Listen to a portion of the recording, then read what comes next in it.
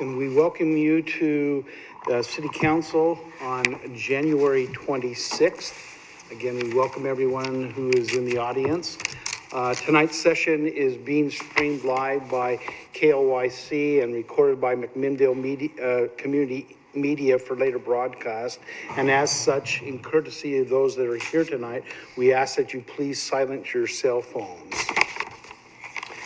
With that, we have excused absences for the mayor and our council president Jeffries this evening.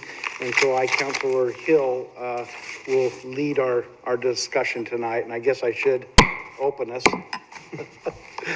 I'm going to turn some time over to our city manager, but we have a new individual sitting up with us. We've gone to no expense to get the really nice nameplate, if you've seen that.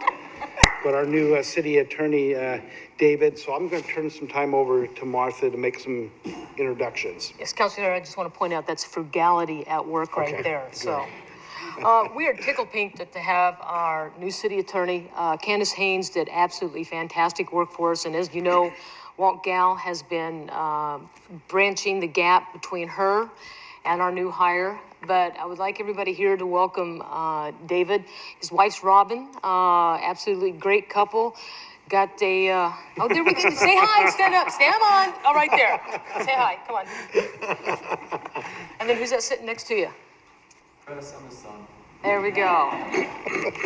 So, fantastic family. They've already bought a house. Go visit them on the far west side of 2nd Street. So. Ixnay on that.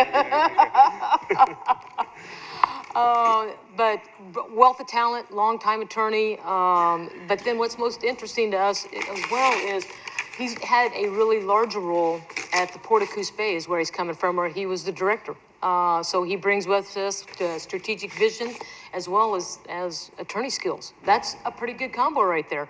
So David, welcome. Thank you. Good to have you on board. Thank you. We will now ask Kelly to lead us in the Pledge of Allegiance.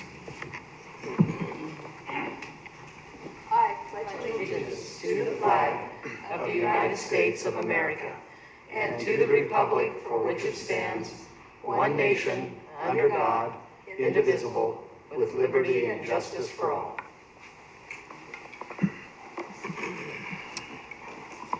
Thank you, Councilor. We are now at the point where we have an invitation to citizens for public comment. Any interested audience members are invited to provide comments. Anyone may speak on any topic other than a topic already on the agenda, a matter in litigation, quasi-judicial land use matter, or a matter scheduled for public hearing at some future date. At this time, would anyone like to speak to the council on anything that's not on the agenda? Mark, if you'd come up and sign in and identify yourself.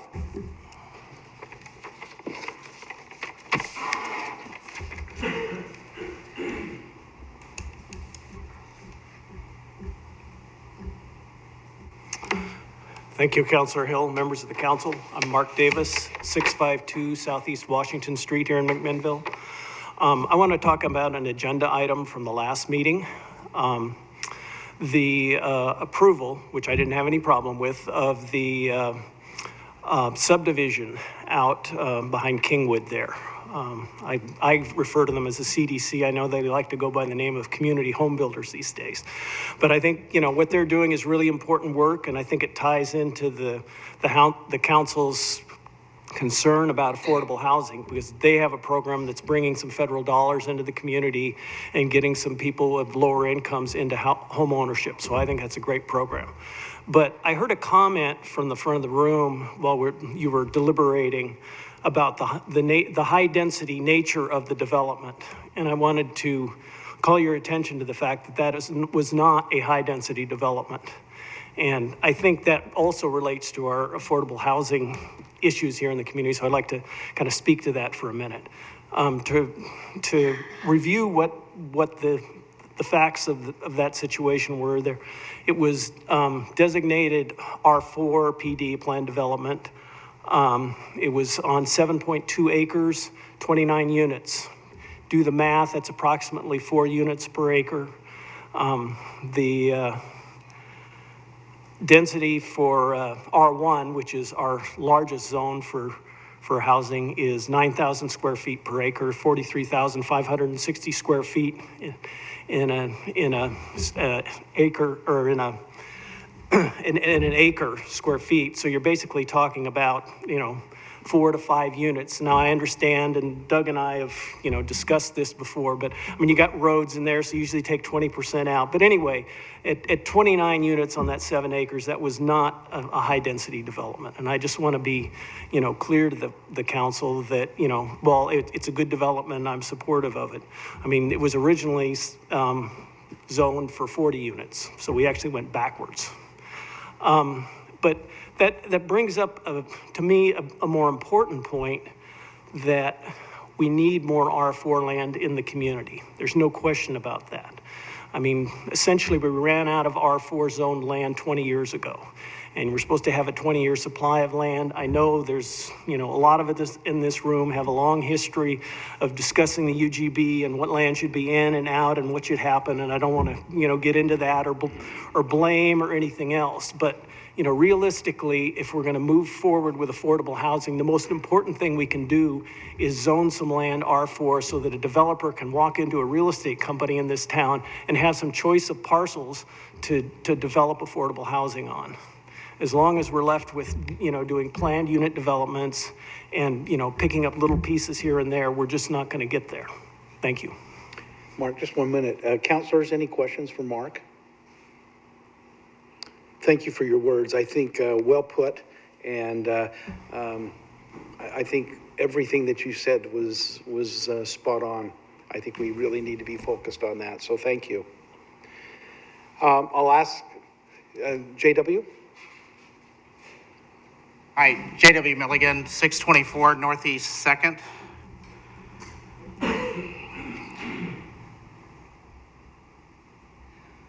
I want to echo Mark's comments. We didn't come planned to do that together, but we both indicated we wanted to talk to you about that. He's already talked about most of it. While I've been sitting in the back of the room for the last year, I've watched several developments of R4 go to single family, low density. And then I looked at the ordinance. You can zone it, but the ordinance allows single family development in that zone. And most of it has been going low density. And when you design your plan for higher density needs, you usually have areas that do that. And the concern in talking to the housing authority today is affordable housing. And it's not just the rent, it's the availability. Instead, what's happening in McMinnville, your higher price land, commercial land, is getting used for apartments, which means you're getting less commercial land, less high density land. So it's not only zoning the areas and planning them, but it's also protecting them and putting in minimum densities if you want to do affordable housing. And that is an issue that I had a concern with, and so I just want to echo Mark's. And any questions? Yeah. Any questions from councilors for JW? Thank you. Again, thank you.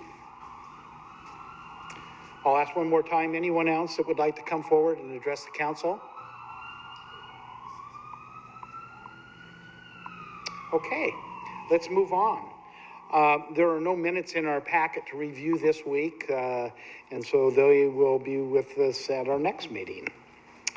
We have appointments to board and commissions, and we welcome Zach and thank you for volunteering to serve on the Planning Commission, and thank you for joining us tonight. So Zach, if you'd come up and sign in, and we have your application for the position that we had on the Planning Commission, and sometimes we have many and sometimes we don't have a lot, and tonight you are our only candidate for that position. And so what we'd like to do is give you an opportunity to come before the council and open up a conversation between the council and yourself, and see if there's any questions. Again, we've had the opportunity, Zach, to review your resume, and you've been before the council before many times, so we know you. So at this point, I'm just going to open up, and anyone on the council would like to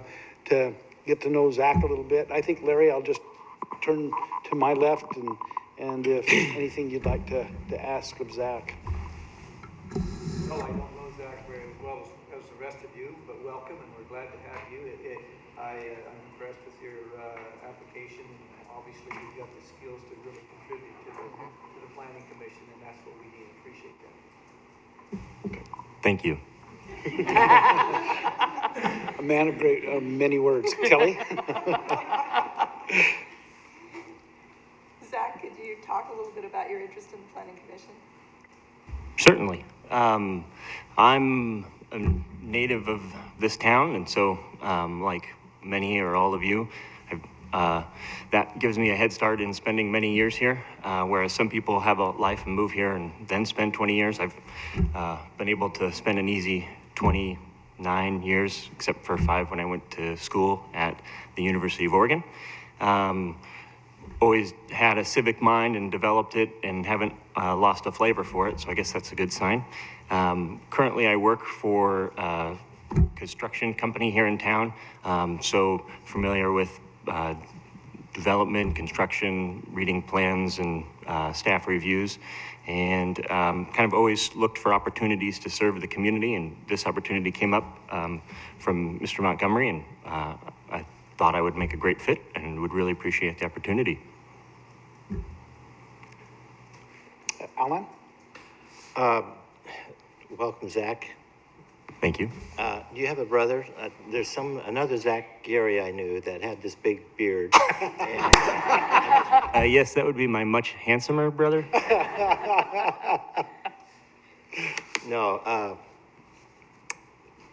grateful that you're willing to serve and be a good spot on the Planning Commission for you. And I support that wholeheartedly. Thank you.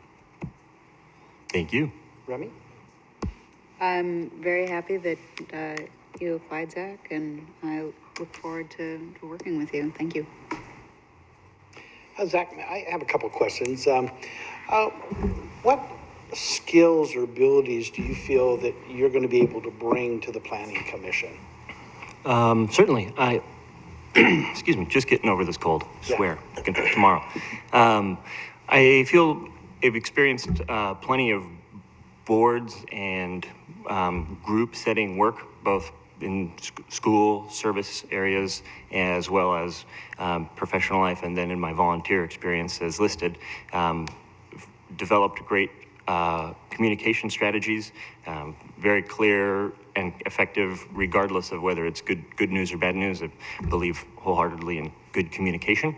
Also am a great listener and balancer of what I know to be my role and what is asked of me, and how I can take multiple disparate opinions, refine that, and come up with something that's digestible, and put that as part of a larger group, as opposed to sort of playing on my own while the group tries to play together. So a well-balanced refinement of those skills is what I look to bring.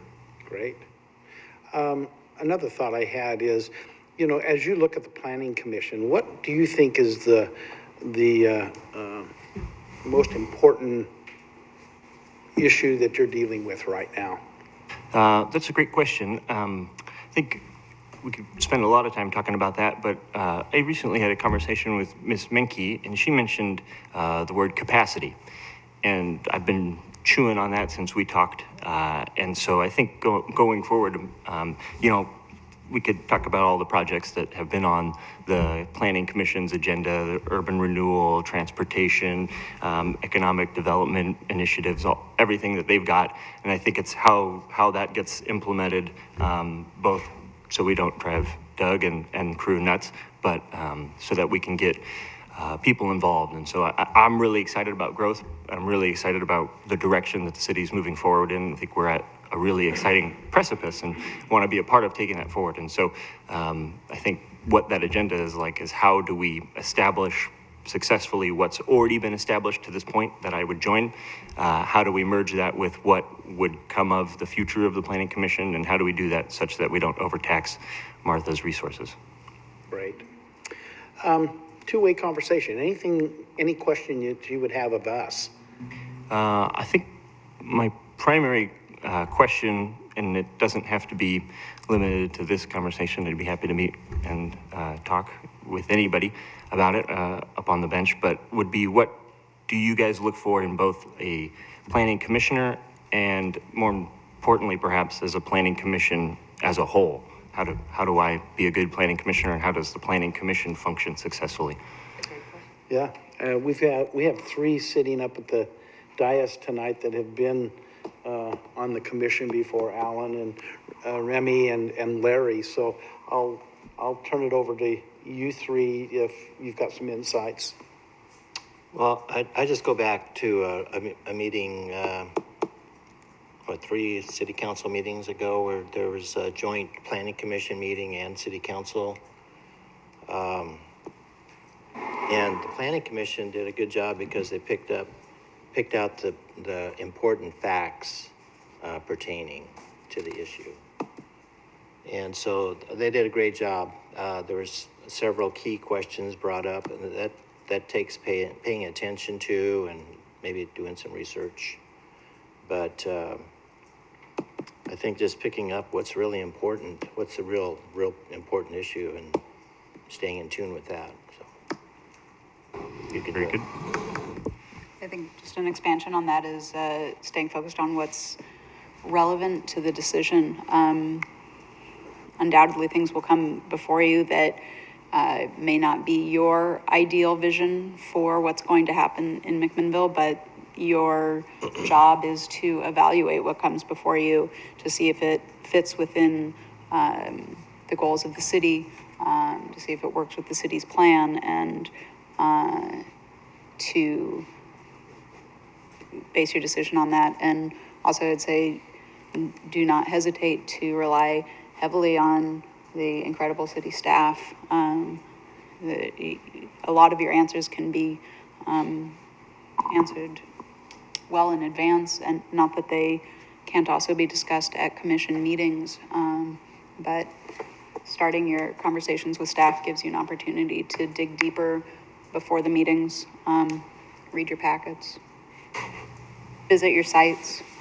It is very important. It was always very apparent in conversation if somebody hadn't visited a site. It's as you know from your job, you can't evaluate something if you haven't gone to look at it. Mm-hmm. Larry, any thoughts from your perspective? Well, I think that, being in construction, you'll have a much better view of mental approach to what's going on.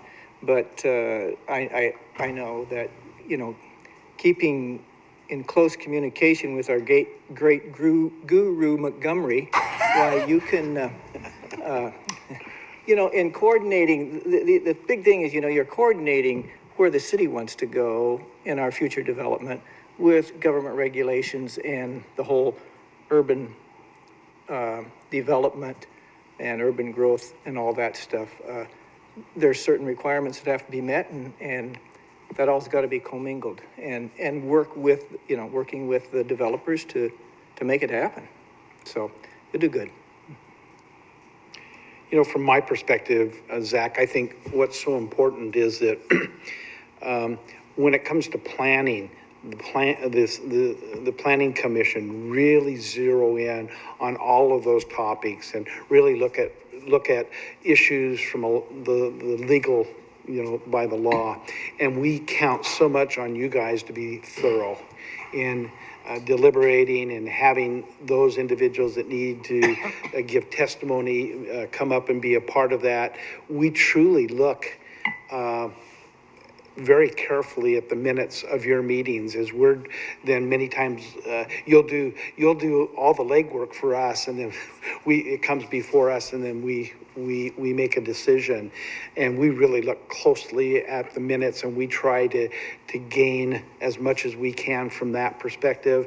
There's been a few times I've taken an interest and gone to the planning commission knowing something's going to come to the council to be a part of that.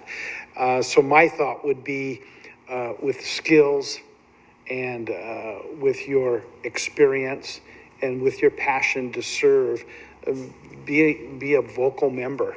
Ask the questions that need to be asked, and don't be afraid to be a part of this group. You'll gel very closely and quickly together, but you have to find that working relationship. And so that's from my perspective, I think is what's so critical. You are our right hand when it comes to land use and the things that come before the Planning Commission for us. Let me give a little background. The vacancy on the Planning Commission opened on December 18th and it closed on January 5th. And so for that 3-week period, Zach, you were the only one that made turned in a resume and applied for the position. And so by ordinance, the City Planning Commission will consist of 9 members and are appointed by the City Council. Membership will include 2 representatives from each of the 3 wards, and then we have 3 members appointed at large from within the city or our urban growth boundary. And the terms shall be for 4 years with no term limits, so you can sign up again. And so again, we have this opening and we're excited for that. And so with that being said, is there a motion to appoint Zach to the Planning Commission? So move. Okay. Second. Okay, so it has been moved by Kelly Menke and then moved by Alan Rudin, has seconded the motion to appoint Zach Geary to the Planning Commission. All those in favor signify by saying aye. Aye. Aye. Any opposed signify by saying nay. Well, your motion passes unanimously, and we're excited to have you on the Planning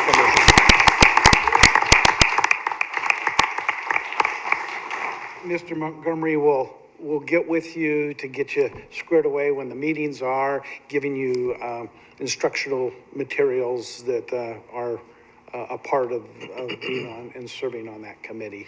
So, Well, thank you for your time for questions as well as thoughtful answers. I appreciate it and looking forward to helping. thank you. Well, on the agenda next, we have a presentation from Jody Christensen, our McMinnville Economic Development Partnership. And by way of background, the MEDP recently concluded its strategic planning process, which allowed many of the business leaders, resource partners, community stakeholders, and others to identify opportunity areas for retaining, growing, and attracting new business to McMinnville. This presentation will review the principal ideas garnered from the process and MEPD's plan to enable these ideas to grow. So Jody, we love it when you come. Thank you. It keeps us on top of what's happening out there. So Well, and we're trying to keep on top of what's happening out there as well. Thank you very much for your time tonight. As you set the stage for me, we have just completed our strategic planning process. We met with industry partners, resource partners.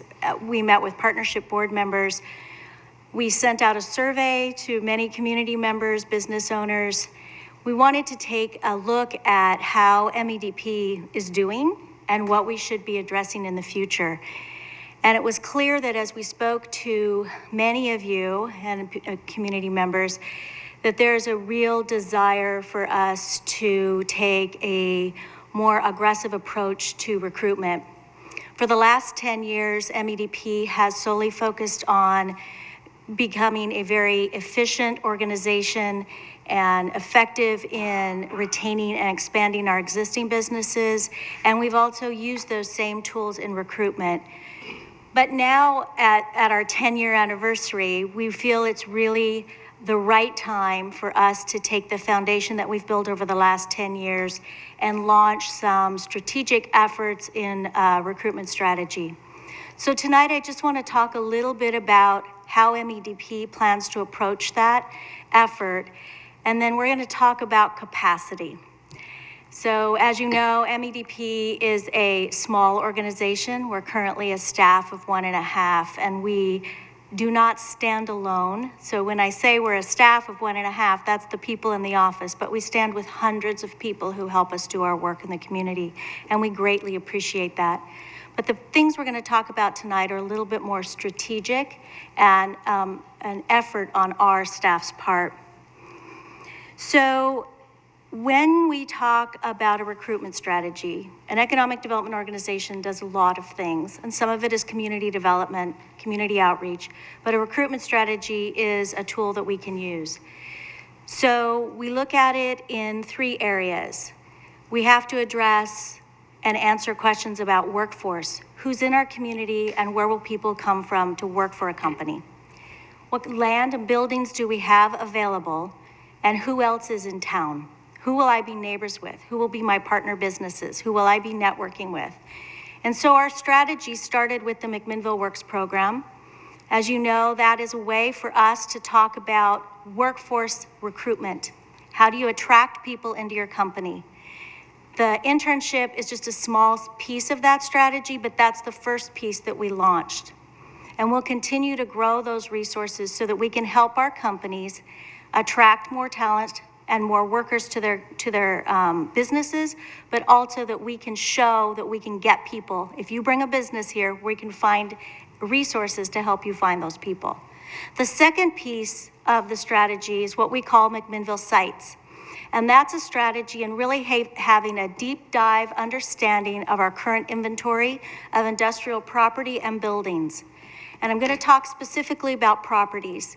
In our community, we have a number of large sites, but we need to spend some time and energy and resources to really develop a clear understanding of the readiness of those properties, so that when we go on an outbound mission to Chicago or California to talk to companies about coming to McMinnville, we have a clear understanding of what's available and its readiness.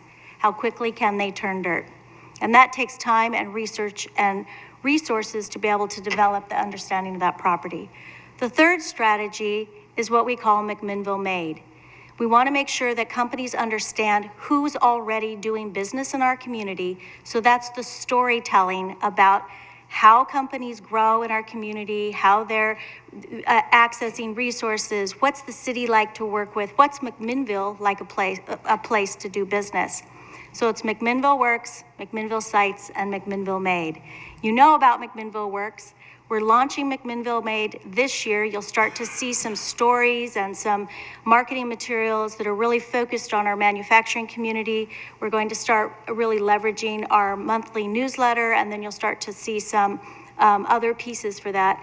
The sites piece is the one that really needs a lot of resources behind it. That's gonna take some capacity building within our organization to really get a clear understanding about our sites. So we do many things, and those are 3 strategies. We're specifically talking about recruitment. So we've been visiting with our other partners as a result of the strategic planning and having identified this as the right time for us to move forward on a more strategic and focused recruitment strategy.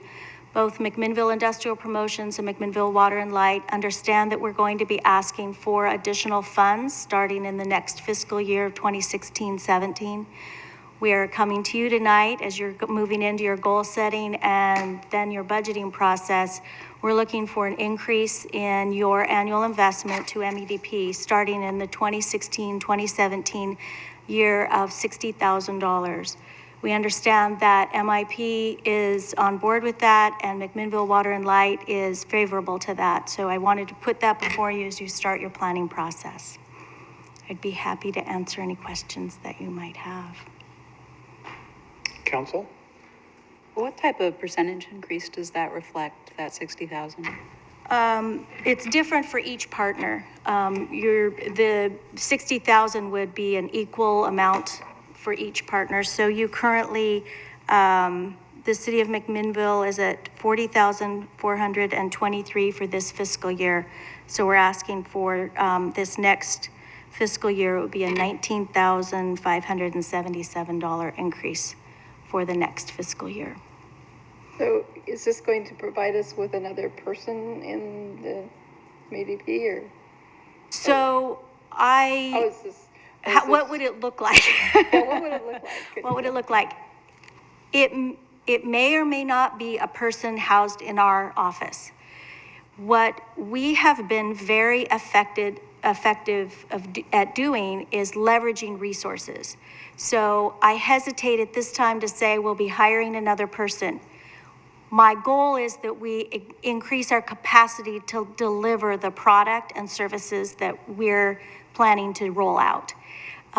It may be leveraging other organizations and their resources. It could look like a contract. I want us to be able to make the most efficient delivery of services, so we would assess that.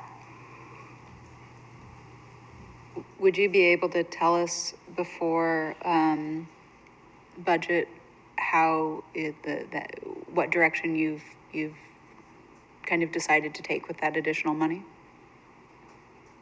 Like who your partners might be and Yes. how you're planning to? Yes. Yes, we would be able to give you a good understanding of how that money would be rolled out and how we would be using those funds. Yes. And would that be by May? That's typically when we have our budget. I was thinking March, but May is lovely. I could do May. March would be good too. Well, the earlier the better for discussion purposes. May would be ideal. I will have completed 2 recruitment trips. We're going to 2 trade shows. We're meeting with 4 companies and 4 site selectors. So I'm building a capacity and understanding of what we would need for this next year. So it would be, May would definitely be a time where we could do that. Any other questions?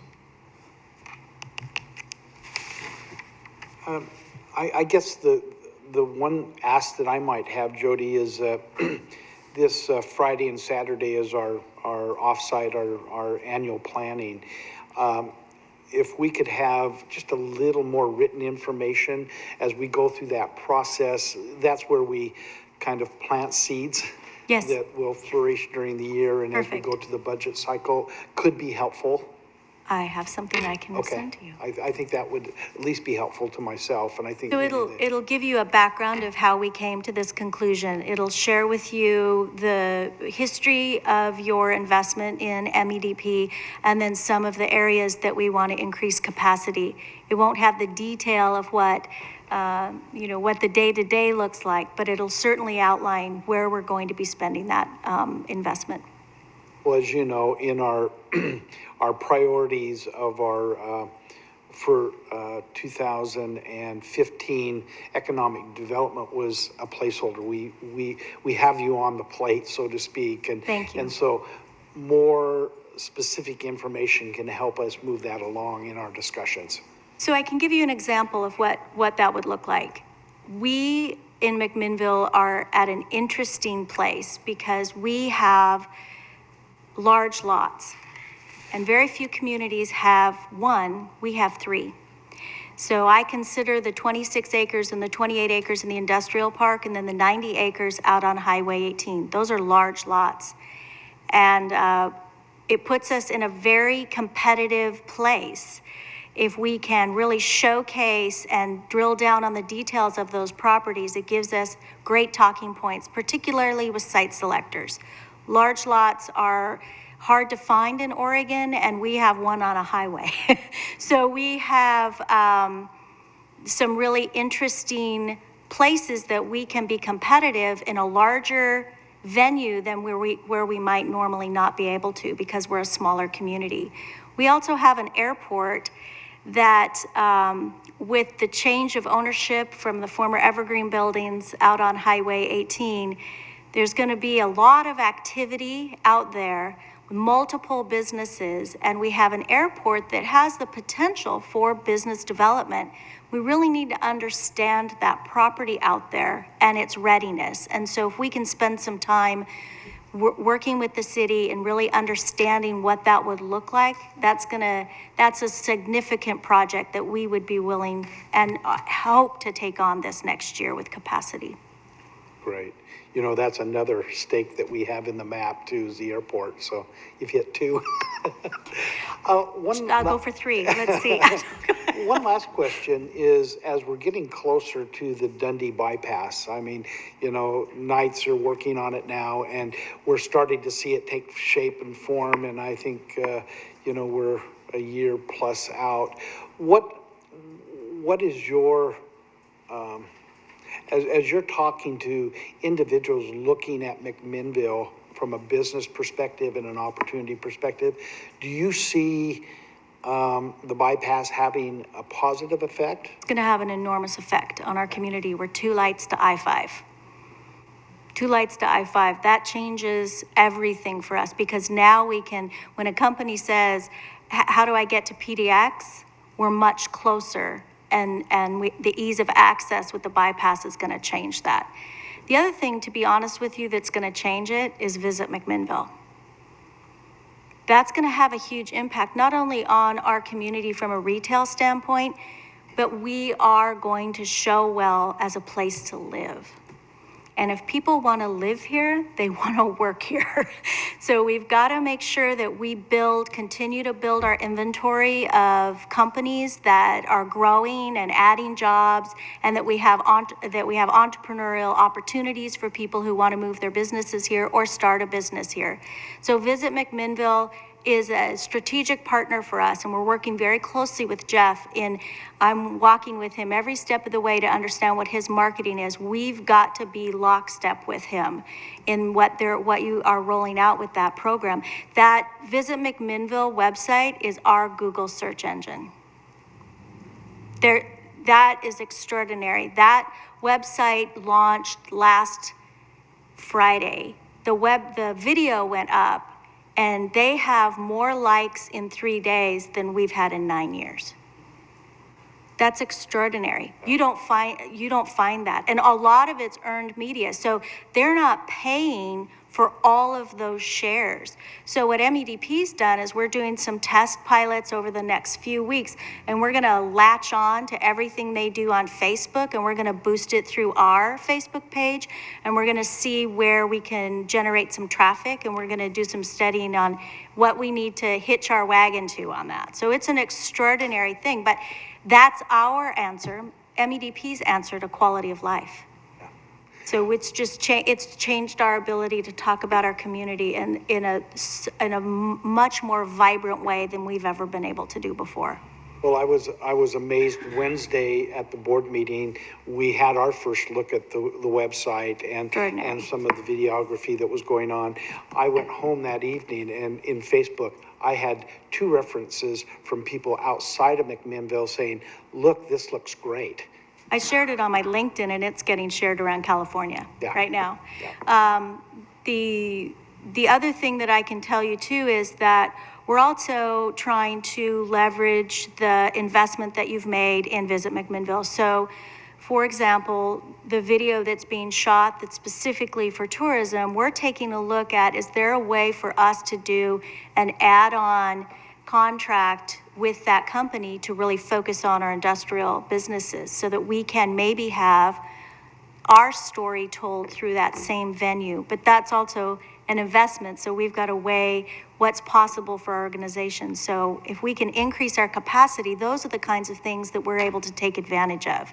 And they're strategic. They're not just, hey, wouldn't it be nice? This is intentional. Video is going to be the way people communicate over the next 3 to 5 years. They're changing everything on every social media so it has a video component. So you have to have that as part of your messaging. So. Thank you. Any other comments or questions for Jody? Well, thank you, Jody. All right, thank you. Thank you. We're now at our point in the agenda where our chief of police is going to look at 2015 in a review of the year and look at upcoming opportunities. Upcoming opportunities in 2016. Now, at our dinner meeting, we heard that tonight is Matt's 1-year anniversary as chief of police in McMinnville. So, congratulations. Chief, we'll turn the time over to you. I appreciate it, and thank you, counselors, for giving me the opportunity. Again, it's been a year, and it's been a great professional and personal challenge. And as I stated a year ago when I was being sworn in by the mayor, it's not about me. It's about the PD. It's about the employees that we have. two of which are here tonight. Not as many as last time when we were swearing. I think that was pretty well packed, but I want to take this opportunity, maybe take a look back and see where we've been this last year, kind of the direction I see us going, maybe some trends. I won't bore you with a ton of numbers. I think those are important though, because they do tell a story within our PD. So some things that has gone on this last year, and I'll just kind of briefly tell you kind of the core services, just as a reminder what we're doing at the PD. The administrative section, that's myself and Linda Gardner. The field operations division, that's the backbone of what we're doing. Patrol, traffic enforcement, that sort of thing. That's where a majority of our officers are staffed. Investigations and support division, that's our detectives, two of which are back here. Our evidence and our code enforcement. And so that's kind of just our general look and see what we're doing. We're serving a city of, by FBI stats, 33,000, as you well know. We're responsible for about 10 square miles of the city, including 110 miles of city streets. So quite a big task. We have 37 sworn officers. That includes myself all the way down to our newest officer. 9 non-sworn civilian staff. Currently, our patrol staff's working a combination of 4 12-hour shifts, 4 on, 4 off. Our detectives are working a 410s, and our detective sergeant's working a 5/8. We're seeing some good work out of everybody in those. How busy is McPD back in 2015? Some numbers that I was able to glean. We took 31,000 calls for service. That's a combination from a traffic stop, which was about 6,500, all the way up to our robberies, those types of things. So we are a call-driven department. 87 plus calls per day. That was an increase of 4.1% from 2014. As part of our business, we do take people into custody, and we had a little over 1,500 adults that were arrested, and 260 juveniles were arrested for crimes that they did commit. Talk a little bit about traffic data. This is, like I said, 65, but it's actually 6,300 traffic stops. And from these traffic stops, I like to point out we do issue quite a few more warnings than we do citations. And I know that's traffic enforcement is just not about the citations, about the education component. And I think we're an education-driven type department. So you see close to 6,200 total warnings and about 2,600 citations. It's going to be interesting to look at how we're going to be doing in 2016, whether you see an increase in the DUI on the drug side. As you can see, we had 87 alcohol-related DUI arrests and 7 were found to be drug-related. 91 passage legalization.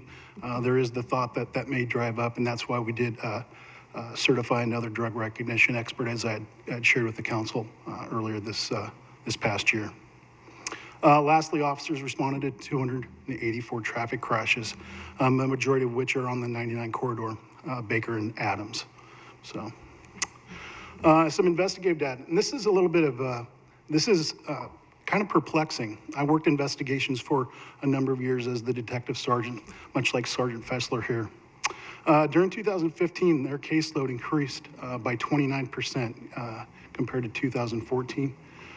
Those were 300 felony type investigations. I won't say all of them were felony, some were misdemeanor, but the bulk of their work is done in the felony, person and property, from murder all the way to the child sex crimes, which, by the way, is the majority of their caseload is child sex crimes. The detective database, as I've shared with our department heads on Friday, over the last 2 years, there's been a 79% increase. There's going to be a presentation in March that I think is going to be kind of telling, especially when the experts get up here and talk a little about the investigative work and why it's gone the direction. And with this drive, social media, I'm going to just throw that out there, has been a huge driver in what I will call spin-off cases where you get one victim. Our investigators or detectives do a tremendous job scouring social media, trying to gather intelligence on the crimes that are being committed.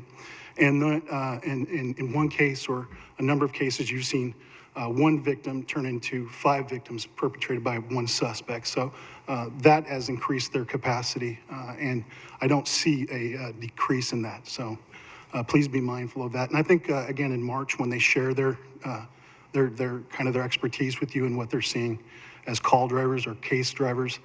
That'll probably be vetted out a little bit more. From this, we're having to reallocate some staff. We've taken somebody from the patrol section and we'll move them up to detectives because as you can see with the 79% increase, the common theme is capacity. The investigators do not have the capacity to keep up as they should, so we're gonna send somebody up there. It will short patrol, but in years past, patrol has shorted detectives, so we'll see, and hopefully they can stay on top of the crimes. Crime in McMinnville, the preliminary numbers for 2015, we saw an increase in uniform crime data, 4.2%. Crime data indicated in Part 1, which are serious person property crimes, that increased 9%. While Part 3 crimes, the behavioral crimes, personal conduct crimes, trespass, disorderly conduct, that sort of thing, that increased 6%. While less serious person and property crimes, that remained relatively flat this past year. As you can see, crime trending, these are Part 1 crimes for the last 5 years. We've pretty much stayed in between the 12 and 1,400 Part 1 crimes. So that's remained flat. I will go back and we'll talk a little bit, and again in March, the complexity of these investigations have increased tremendously. They have, people are smarter than they were 5 years ago, social media, and other types of nefarious ways they hide themselves. But again, it's remained relatively constant, but the complexity of the crimes has increased. I always want to give you guys a little synopsis. Transparency is a big thing with my department. In 2015, we had 9 use of force investigations. That would be 4 taser deployments, 4 physical controls, and 1 canine deployment. Historically, taser deployments have been high, and over the last number of years, we've had them probably for 10 or 15 years, you've seen a steady decrease as the information gets out. Tasers are out and available for our staff, that you have seen less use of forces. So that's a positive. I should note all the reviews were found to be within policy. That's a plus for us. Commendations and complaints. Numerous times you guys are going to receive complaints on the police department. And I think it's important as I share with you how the complaints are handled. And I always want, and I think if you pass along to Martha, it gets to me and we will vet it out every time, no matter what. We will not turn away a complaint. How complaints are handled, they're handled informally. By policy. If somebody makes a complaint, our staff investigates it or looks into it, and they're satisfied with the resolution, which usually will be a conversation or conversation memo, that's handled informally.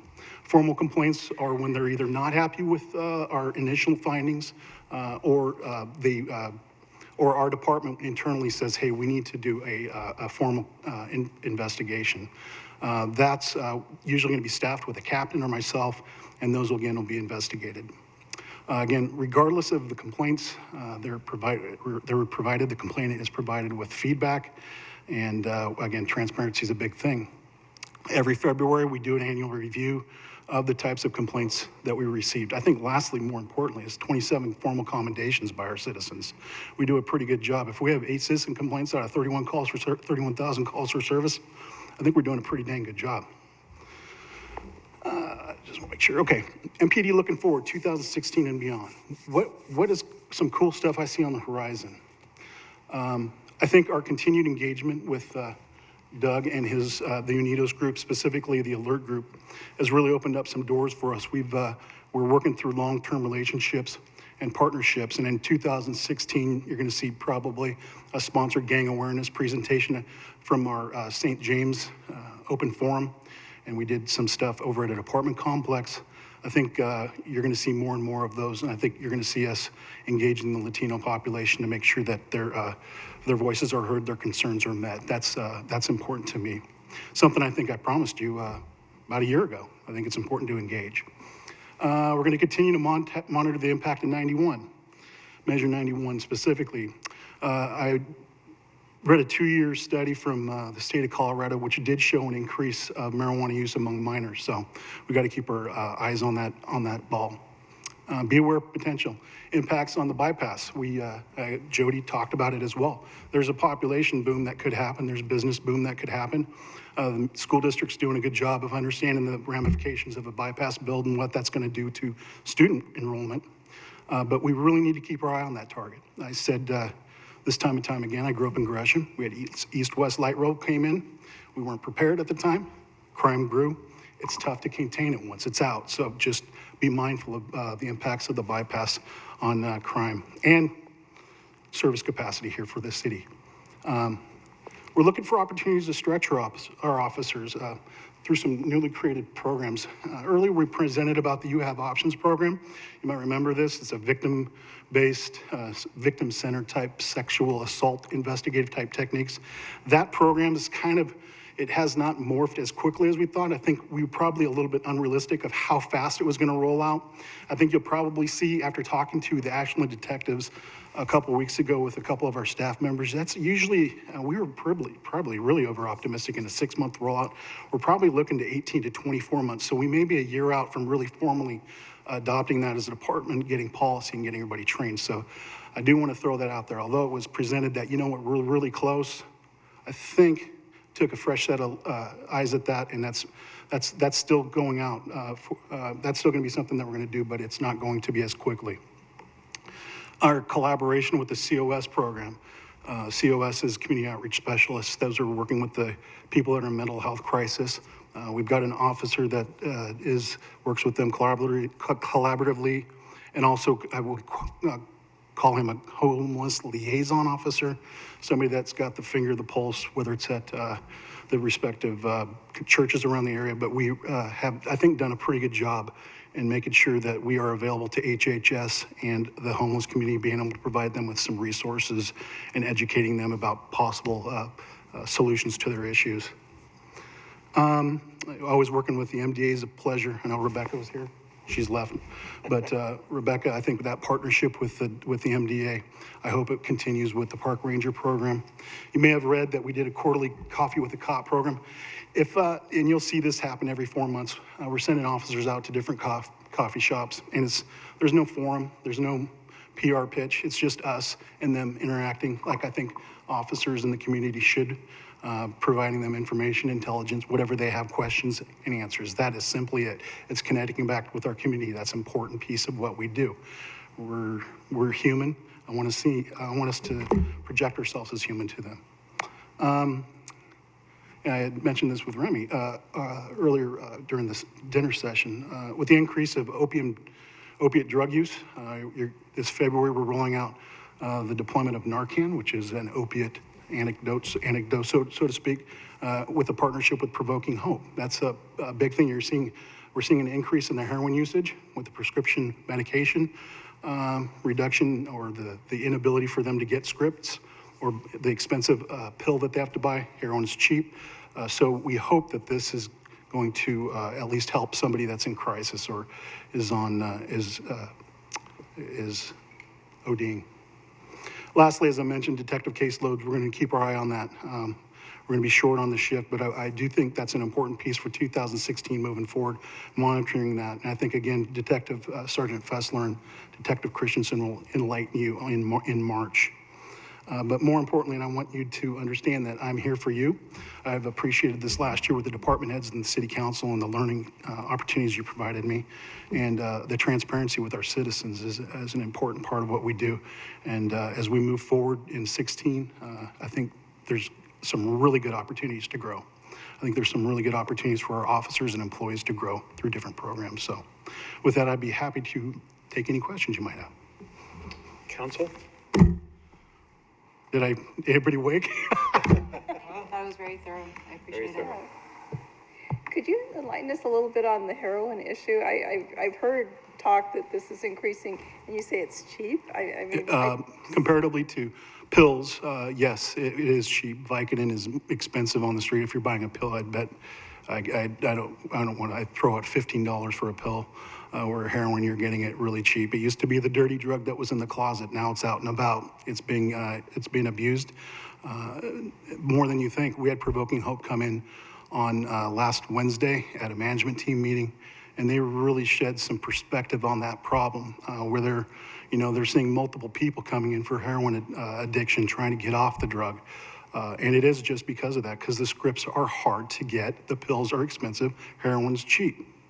Our licensed detective could come in and talk days about the issues with heroin and the addiction and just the downward spiral, but it is a problem. It's something that we've seen the last 2-3 years.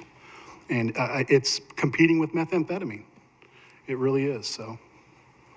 How low a age group do you see it starting to work in? The heroin? Yeah.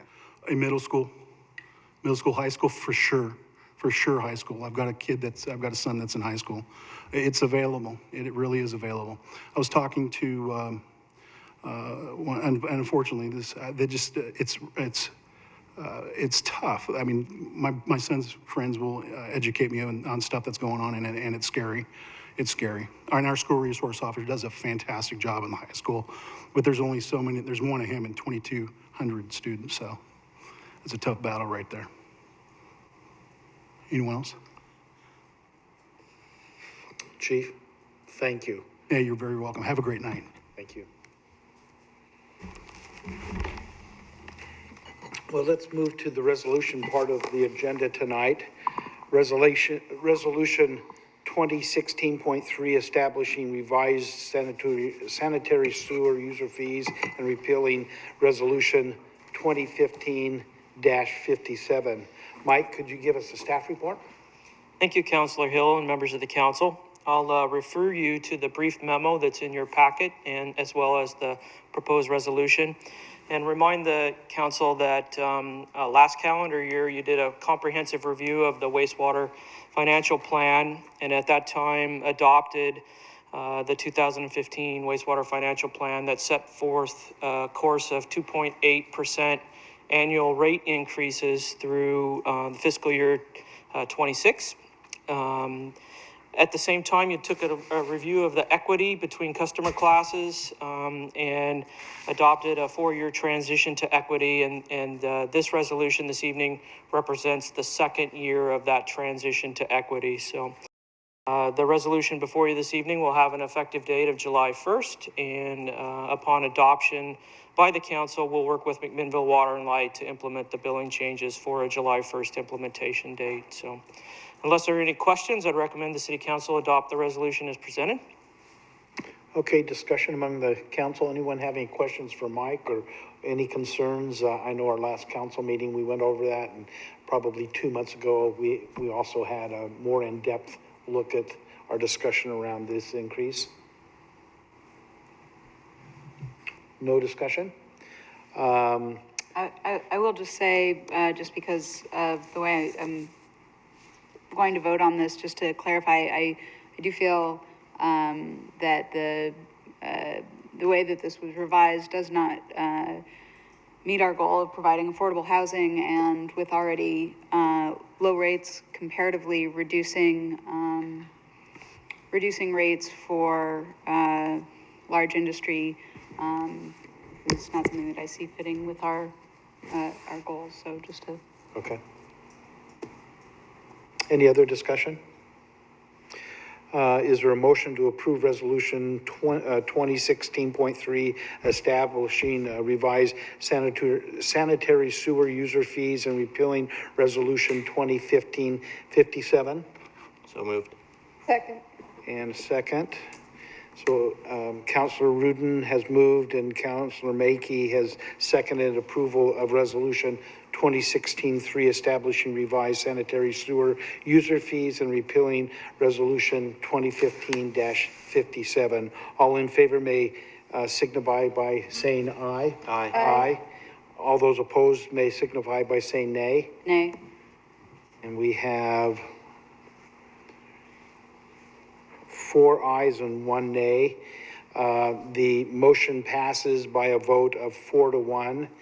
And I think we'll need to have a second. No, that's not, Okay. this is a resolution. It's a resolution.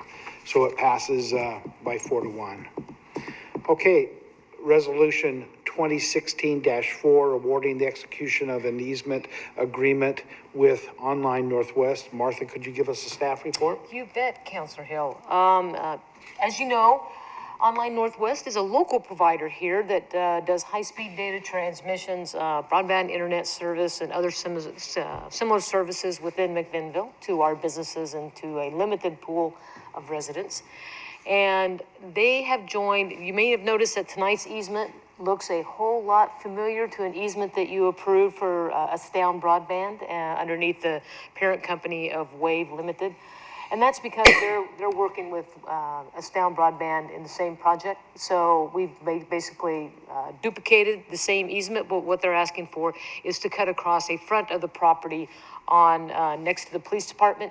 And that actually works to the city's benefit, as well as once we start the light construction in that area, that's just one less set of wires that we have to work about moving.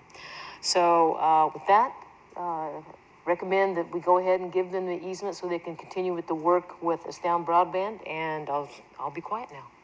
Any discussion? If not, is there a motion to approve Resolution 2016-4 awarding the execution of an easement agreement with Online Northwest? So moved. Second. It has been moved by Larry Yoder and seconded by Kelly Mankey, with a second approval of the resolution 2016-4 awarding the execution of an easement agreement with Online Northwest. All those in favor signify by saying aye. Aye. Aye. Any opposed by saying nay? We have the motion passes unanimously by a vote of 5-0. Resolution 2016-5 awarding the contract for the South Davis Sanitary Sewer Rehabilitation Project 2015-8. Mike, could you give us a report on that? Thank you, Councillor Hill, members of the council. Again, I refer you to the memo that's in your packet that outlined the bid results for the South Davis Sanitary Sewer Rehabilitation Project. This continues our effort to attack I&I, inflow and infiltration in our sanitary sewer system.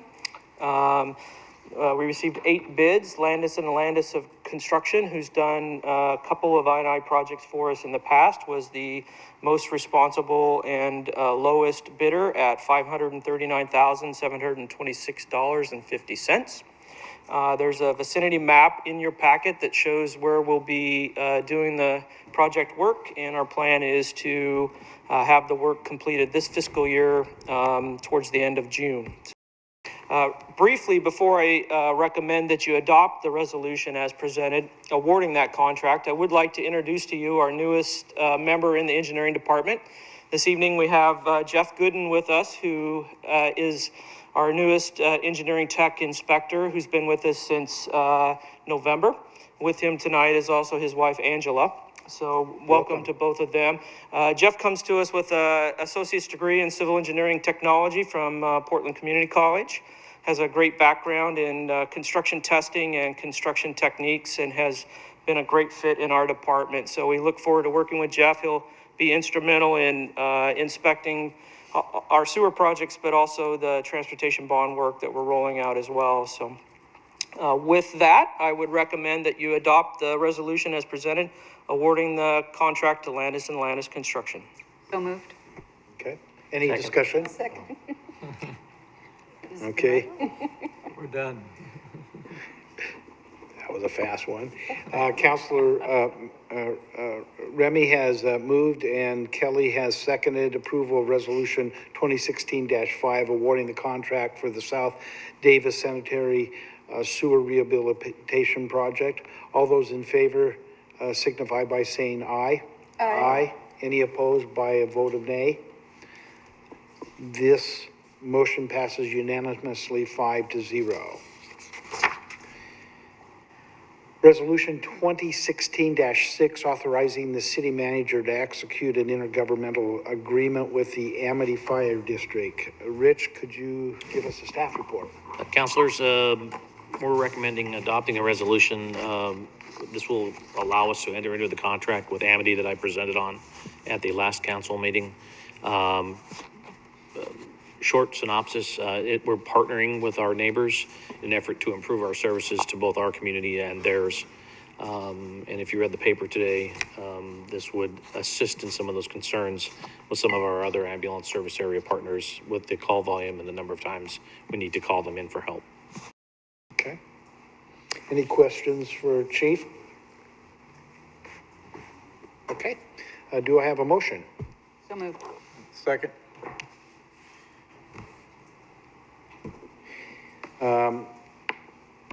Remy has moved and Larry has seconded approval of Resolution 2016-6, authorizing the city manager to execute an intergovernmental agreement with the AMI Fire District. All those in favor signify by saying aye. Aye. Any opposed signify by saying nay. This motion passes 5-0. Thank you. That moves us on to advice and information. Does any of the counselors have anything that they would like to report on? And we'll start with Alan. No, I don't. Remy? No. Larry? Yeah, just a quick update at the Parkway Committee meeting last Thursday. The entire meeting was designated for the problems were, the conflict we're having at the east end of the phase one there at 217 and Springbrook Road, where because of the way there's a couple different configurations that they're working on, and the Neighborhood Association of Lad Hill, which is Wilsonville Road, and the city of Newburgh are kind of on opposite ends of the scale there. So they're trying to work out an agreement, and we spent, and it involves 3 different counties, plus this Lad Hill Association, plus the city of Newburgh, and it affects us too here. And so we've only got like 60 days to get this thing resolved, or we could start interfering with the schedule of the progress of the bypass.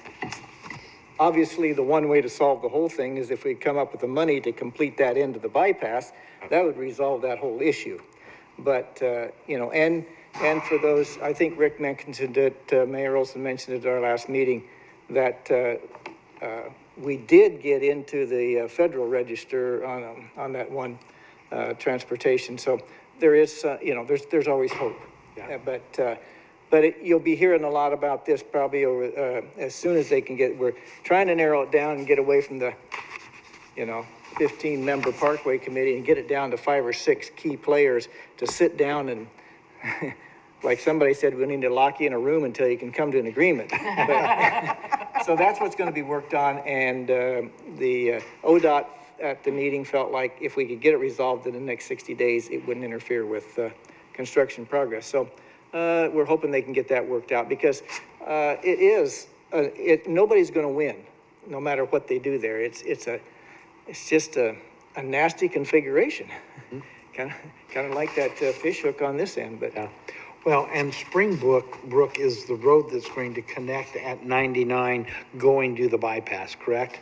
Yes. And there have been at least one new housing development put on Springbrook in the last 5 months, which seems kind of interesting to be put on that major of a thoroughfare. Well, if they've got the through traffic, the through plan and the no through plan.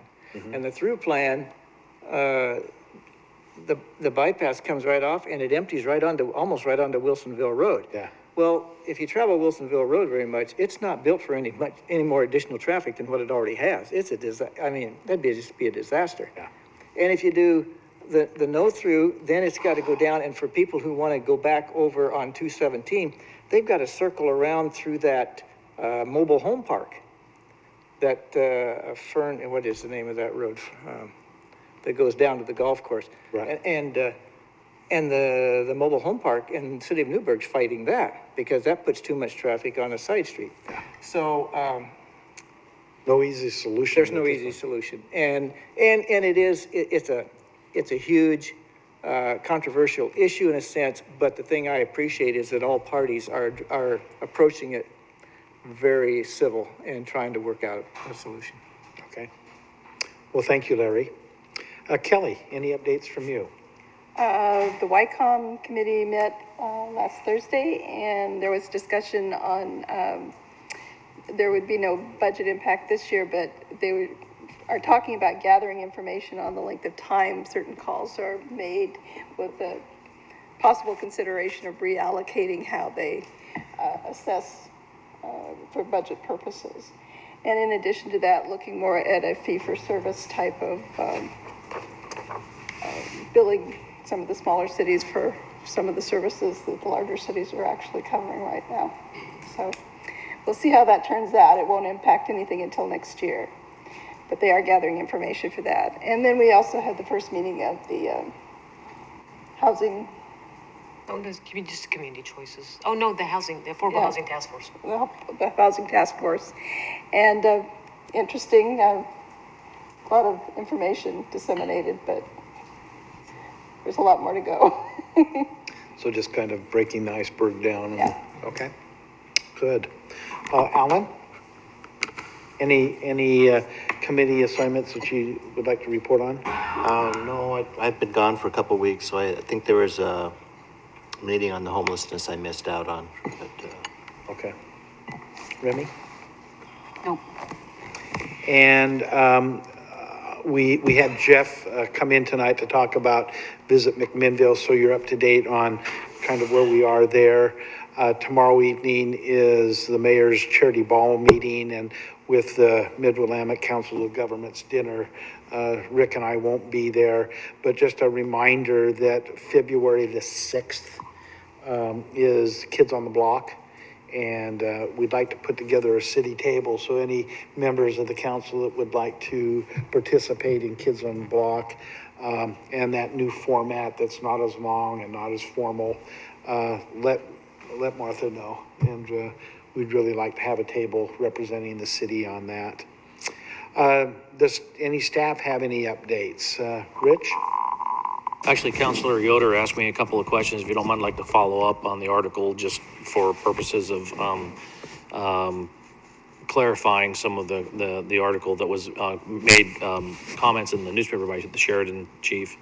We want to make sure everyone understands is that we value our partnerships with all of our partners very much. The McMinnville Fire Department does, and that throughout, since my tenure and even before, we are providing services and requesting assistance in accordance with the ASA plan and contractual obligation that we have with the county.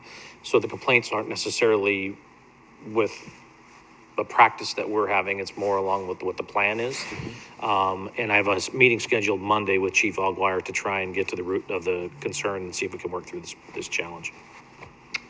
Thank you, Chief. Scott? Well, work continues in getting the city's website up to speed. The replacement is in gear. We're just getting out of the design process now. We're migrating content in the background, starting to put together some training plans, department web pages, design, and we're looking at probably late March for that, and things are going pretty well with that. And along with that, we're just about complete with the internal strategic planning process that we have to produce an IT plan for services to deliver to the city in the next 1 to 5 years. And through that, we're just fleshing out a lot of items where we can continue supporting city departments and providing services through those departments for people. Thank you, Scott. Kelly and I and Martha were a part of that Community Choices meeting. I think that was Monday, and we talked quite a bit about the website, and as Scott's really gotten in and getting some insights into that, it's we knew it wasn't working well, but as we peel back the onion, there's a lot of different things that really warrant us to go in the direction we're going. So Scott, thank you very much. Chief? No, sir. Okay. Mike? Doug? Yeah, maybe we'll have red frosted cookies. You never know. Rose? We have in place a local government dinner invitation from the city of Kansas City, and cheaper just a little bit. If you could let me know by February 11th that you will be in Richmond, I can let the city of Amity know. And I also received email notification from the state ethics folks today. Your SEI forms will be totally online this year. Oh, excuse me. How do you really feel about that? Okay. Oh, we should go out and visit it soon? What did you say? Is it the form up yet? It's not up yet. I haven't got what I need to fill in a bunch of stuff on just the website. But they're still not due till the end of, or like April 15th or something? Yeah, I think that's the same. But don't wait. Yeah, exactly. Okay, great. Thank you, Rose. David? I'm just, it was a good meeting when I didn't have to say anything. No, I want to, I guess, express my appreciation for the council, mayor's not here tonight, for putting your trust in me and being patient as I had to wrap up things down in the Bay Area, Oregon's Bay Area, and then make my way up to McMinnville. I heard a lot about the McMinnville way as I was researching the job and then going through the interview process, and this community has not disappointed. We, felt very welcome from the very beginning as we made the transition up here. We got, both of our kids there at home, one in the workforce and one in the school system, and it's been a good transition for us. So again, thanks for your trust and confidence and for this community of yours. We're really eager to become a part of it. Well, welcome. It's good to have you on board. Thank you. And finally, city manager. Nothing to report. Okay. Anything else from members of the council or staff? Well, we adjourn in almost an hour.